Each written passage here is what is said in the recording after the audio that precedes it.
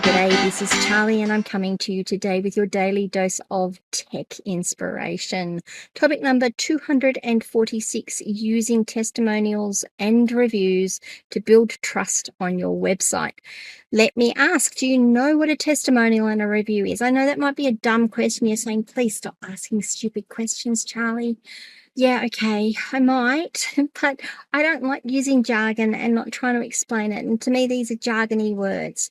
A testimonial to me is a personal anecdote from someone who has used your product, service, business, whatever, and is giving you a personal recommendation, giving a personal recommendation on using your business. A review to me is something where you might go to a website like Amazon or Booktopia or even, not YouTube, Spotify, and you leave a review of an episode. You tell people what you think about the episode itself or the podcast itself. They're effectively the same thing, but they're done slightly differently. That's my take on it. And if you've got a different viewpoint, I'd love to hear. Leave some comments and let's have a discussion about that if you want.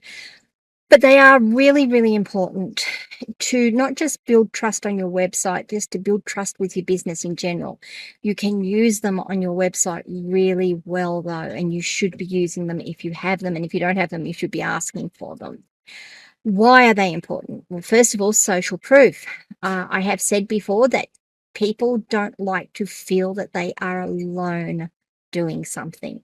If you've got a new product out in the market, or if you've got a product and people are looking at, I don't know if I want to use it. Oh, all these other people have had things to say about it, and they're mostly good things. I'll give it a go because they're connecting with other people. So social proof, it's really important. Social proof shows potential customers that others have had positive experiences with your business. Now, I've said they're positive experiences. What happens with the negative reviews? Aren't they bad? Yeah. They feel really crappy when you get a negative review. We've all been there. We've all had people say, we've hated it. We've hated what you've done. We've never liked it. It was awful. Some people can be really nasty when they do a negative review too. But I think they're really important to include in your list of reviews, not necessarily on testimonials. Testimonials are different, but when you've got reviews, having a range of 1-star through to 5-star reviews is really, really helpful. I certainly know that when I go to a place like Amazon, where was I buying the other day? On mydeal.com.au, I was looking at a product and I'm like, do I really want to use, is this really what I want? It reads okay, but I've had such a bad experience with this type of thing. Do I really want to spend the money on this and run the risk that it's not great and I have to send it back? So I went and had a look at the reviews, and there were a whole heap of 5-star reviews, like lots of 5-star reviews, and they all read really well. They all felt really genuine. They didn't feel like they had been AI generated or generated by the same person. There was a number of 4-star and 3-star reviews. I thought, okay, that's pretty good because there's a nice range there. There's lots of 5-star, a few less 4-star, a few less 3-star. Oh, there's a number of 1-star reviews here. Not a high number, but there were a number of 1-star reviews. So what I did was I went and I had a look at samples amongst all of those. And then I went and had a look at the 1-star reviews. And I looked at them and I went, well, okay, that one's bad eggs. That one, no, you didn't buy what you think you bought. Like, you can tell when someone is just acting in bad faith. You can tell when someone thinks that what they're buying is different to what's being advertised. And then you get a few legitimate ones and you think, oh, that's interesting. I hadn't considered that as something that I would look for when I'm looking at a product. Now, I ended up still buying the product because the balance was really nice, but having those negative or not so great reviews is actually a really good counterpoint. It also shows people, and there was also responses. Sorry, that was the other point. There was also responses from the business to all of those reviews saying, we're very sorry, we'll send it back, we'll refund your money. Could you just please show us, or could you give us an order number because we can't find your order? And I love that as a response to negative reviews. Gee, I'm sorry, we're having trouble finding your order. Could you please contact us and we'll help you out? It normally knocks the ones out that are just bad eggs.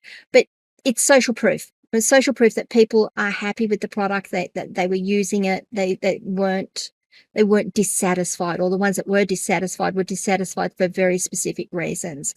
It builds credibility. I went on so long about that last one. Builds credibility. Displaying genuine testimonials and reviews helps build credibility as they provide third-party validation of your products and services. Comes back to that, and it comes back to the fact that, I actually went and looked at them because they were genuine. They did give me credibility. They made me feel that this was actually a pretty solid product that I wanted to buy. It can help with increasing your conversion. So if you've got someone that's sitting on the fence going, I'm not sure.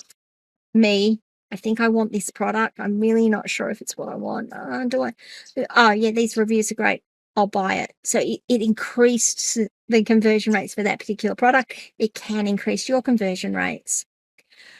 Showcasing success stories. So highlighting specific success stories through detailed testimonials can demonstrate the tangible benefits of your offerings. Long way of saying, you can develop really nice success stories that show how your product or service or whatever it is you're offering solves problems, and solves the problems that people are looking for solutions for.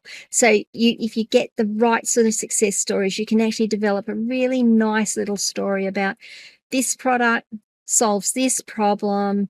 Here's a little bit of information, and here's someone who tried it and found it did work. And here's someone else, and you do a little bit more, and here's someone else who found it and it did what they thought it would. But they had a slightly different issue, or it worked differently for them. So you can actually start to highlight that and build this beautiful little story around how your product or service works. It will also encourage new reviews. If you regularly update your website with new testimonials to show that your business continues to provide value and maintain customer service, you can encourage new reviews. Now, I have to laugh because on Twitter the other day, someone sent out a tweet saying, am I the only one that is fed up with every time you buy something, you get asked to give them a review? Or do a survey to tell them how happy you were with the product? No, he's not. Absolutely not. Look, I bought a $3 product. I really don't want to do a review. I bought a $10 product. I don't really want to tell you how I feel about your service.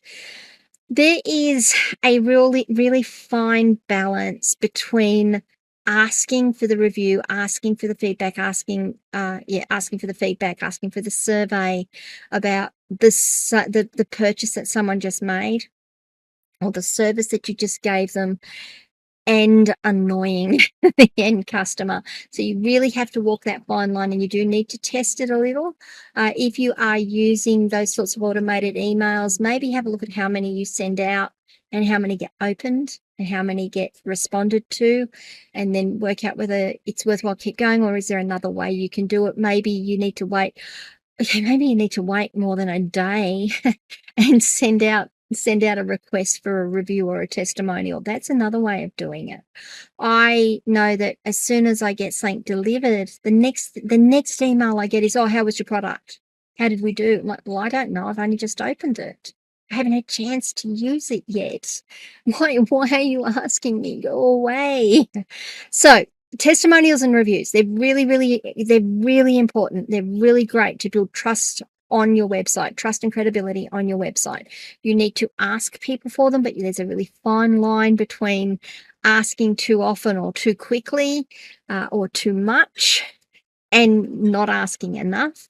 They're going to give you the social proof, and which will help you build credibility, increase conversions, and increase conversions.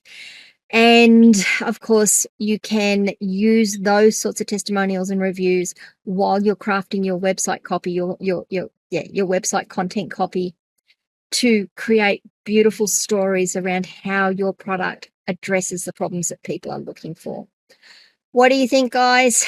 Did I get the definition of testimonials and reviews okay? Did it make sense? Do you have a different definition? What do you think about all of these other things I've said? How do you handle asking for testimonials or reviews when you've made a sale and finalized a service or whatever it is you do? How do you go about it? What do you think? How do you feel as the person who's purchased something and immediately pounced on to give a review or a testimonial? How does that make you feel? Whatever. If you've got questions or you want to answer anything that I've just asked there, leave some comments below. Come across to my locals community, askcharlyleetham.locals.com. Join the conversation. I would love to have you. If you want to have a discussion on something, if you want to challenge something I've said, as long as we do it in a mutually respectful manner, I am more than happy to have those conversations, because that's where the learning occurs. It's really important to me that we do learn, and I learn by people asking me and challenging my viewpoints so that I can actually think about my viewpoint and either justify it and explain it, or maybe change it, because that happens too occasionally. Alrighty, tomorrow we're going to be talking about social media and your website and how to integrate it and how it might work together. I'm looking forward to that one. As usual, please remember to like this channel, like this video, subscribe to the channel, ring the notification bell so you find out when I drop more content. This content goes out at 8 a.m. Australian Eastern Standard Time every day of the week. I do not miss. And I will see you all tomorrow. I hope you have a fantastic day. Bye, guys.